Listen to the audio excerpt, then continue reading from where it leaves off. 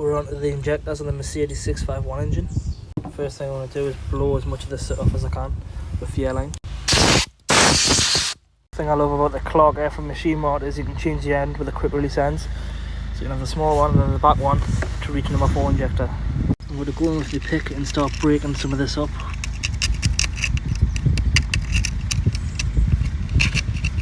You see how it loosens up there? There's a big chunk there as well. So that's it, that's this carbonised diesel, that's what they call Black Death. I'm happy I've got enough cleaned out without removing anything.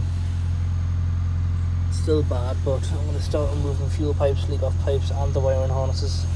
Removing the injector plug, you want to get your screwdriver. That should pop back, but it's just too seized.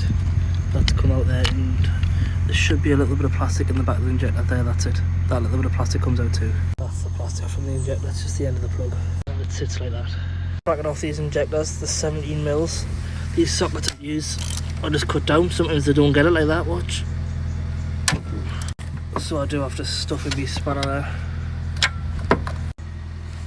Once I've removed the fuel pipe, I always go on to people about the caps which I keep off the injectors and the fuel filters. That's because these fit straight over the fuel rail, nice and snug. And the reason I put them on is because when I worked at the truck side about 12 years ago, I seen someone not do this. They got a bit of crap in there and it killed the fuel wheel. I had to replace it, and it was just nightmares for that. Since then I've learned, and it's the cleanest and best way. So now we need a T50, and that's to go to the injector claw at the back here. I always do a small turn, tightening just to break the seal, and then I go to loosen. Screw some WD-40 just so it gets under the seat and releases the bolt. The injector bolt, obviously it gets tight on the threads because you can see the carbon there. But what happens is, when people snap these bolts is, the countersink bit snags on the claw. That's why I always break it free first, then back it off, and then if you put some WD-40 on it, it'll help it break free. When I replace these bolts, I always put a tiny bit of heat-proof grease on there so it slides on the clamp easy. So now it's time to remove the injector. So I'm just get myself a little screwdriver and working this injector backward and forward, and then I'll be able to pull it out. Yes, it's easy on number 1 because this wasn't really affected, but the other ones aren't going to be the same. So that's the first injector out. And you can see it's been leaking regardless, and it was going to start.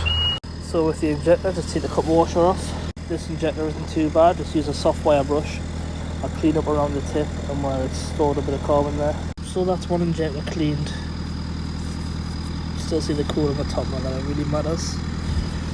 And then you've got the tip. If you look very closely in light, you can see where the fuel squirts out of. Can you see the little pimples there? So it's not the tip, it's just below the tip. All them little dots, that's where the fuel squirts out of. Now you wouldn't think them tiny holes would be enough to give you like 20 miles per gallon, but these injectors must work so hard. That's the injector claw cleaned out as well. The main injector clamp bolt goes through here, so you need to make sure that's clear. Again, if carbon gets inside of there and it locks the bolt head up and you turn it, you're just going to snap the bolt in the head. So this needs to be clean. Also at the bottom, this is what seats it. There's a little ball bearing on the top of the cam cover, and that seats the injector, so when you tighten it down, it seats in perfect. This copper washer isn't too bad, but you can see it's rounded out on the inside a little bit, and that's what lets it weep past. The corners look fine, but we'll see worse ones when I take the others out. Let's have a look down into cylinder 1. It's just dirty and full of gunk. First thing I do, I get a rag, put it down there with a flathead screwdriver like this, turn it inside and try and get rid of some of the wet gunk. So that's what the rag's left with. It's cleaned out the shoulders fine, but the bottom's dirty. So this injector cleaning kit is what we need now. I'm going to use the brush adapter first. You can do it by hand, but I prefer to do it with a brush. That's how it's come out. We'll have a quick look in. You can see it's knocked the debris to the bottom. Back on with the rag again. So I'm happy with the outside there, but the seat still needs to be cleaned. Don't just go cutting seats. You only cut seats if you've done a clean and the seat is still uneven. Every time I post a video on injectors, everybody says I should be cutting seats. You shouldn't, because it can cause more damage cutting a seat than not cutting it. So if this cleans up fine, it's a nice smooth surface, I'm going to go with that and leave it. So now we'll have the brush adapter. We'll drop it in and we'll just pour it. And that injector seat there, I'm happy with. So with this plug cap here out of my box, I'll just plop that in there, push it in, and that seals that cylinder off. Now I can continue cleaning around here a little bit, then start on number 2. I'm not going to bore anybody more with any cleaning or anything, and I'm going to take all the fuel pipes off, and I'm just going to show each injector and each sleeve as I go. Just before I move on and forget, you've got the injector bolt hole. It's full of debris there. We need to clean that out. That's that bolt hole cleaned out. Get yourself a straight pick, drop it in, put your finger to the end, and see how much thread you've got to work with. Make sure they're all the same. If you've got one which is a lot shorter, there's obviously a bit of carbon which has been pushed down, and then it's when you're tightening your bolt, you have your clamp and your bolt, you tighten it up, and then it doesn't clamp properly, so the injector can bounce up and down, and then you get black death, which we've seen. So the injector will start leaking past the seal because that's not suited in pushing the injector seal to clamp it down properly to seal it. That's the screw hole plugged. Let's move on. Number 2 out, and the injector bore. Number 2 injector. So the problem with number 2 is the copper washer stayed behind, so it's in there. Get yourself a flat blade screwdriver. It should wedge the copper washer. Drop it down into the centre till it seats in the hole. Twist it, and you should be able to pull the copper washer up if it doesn't fall off. It's fell off that one. There's the copper washer. Always make sure you find out and locate where your copper washers are, if it's come off of the injector or if it's still stuck in. If you double up on these, you're going to have a massive problem. There's number 2 sorted. That's number 3 out. That was one of the worst I've done so far. It's absolutely caked, and I don't have any special tools. All I did was wiggle it backwards and forwards and lever it, and it eventually come. Took about an hour. That's number 3 done. So I'm getting somewhere. And here's the rain. That's number 3. Number 4, what a nightmare that was. Even the claws seized on the injector.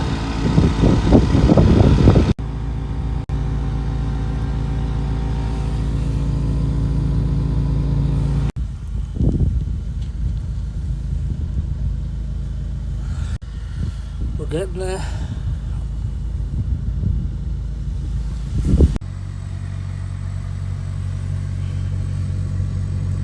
So we're a lot better than before, but we can start building things back up.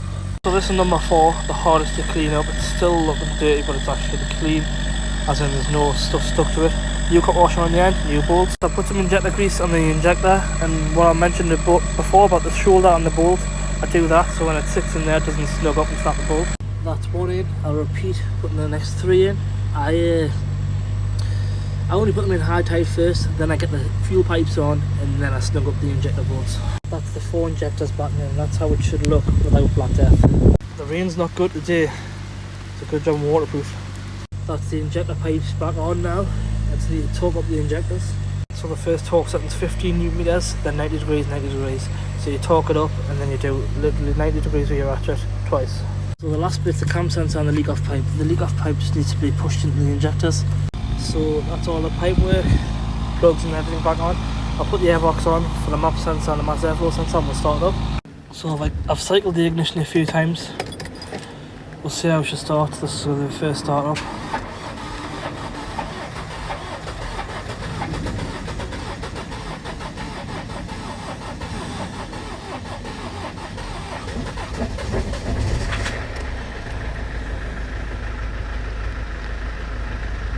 Perfect. She's running a dream. That squeaking noise you heard was oil on the fan belt. I've washed that off with some brake cleaner with it running, it's gone. I'm going to leave this cover off because it's covered in the old diesel suit, and that'll just make it stink under there when it gets hot. So we'll probably get some more soundproofing and refit that. I have got to come back to this customer to fix with a different van, so we'll put this in the back for now. We've got no exhaust smoke. Tidy up time.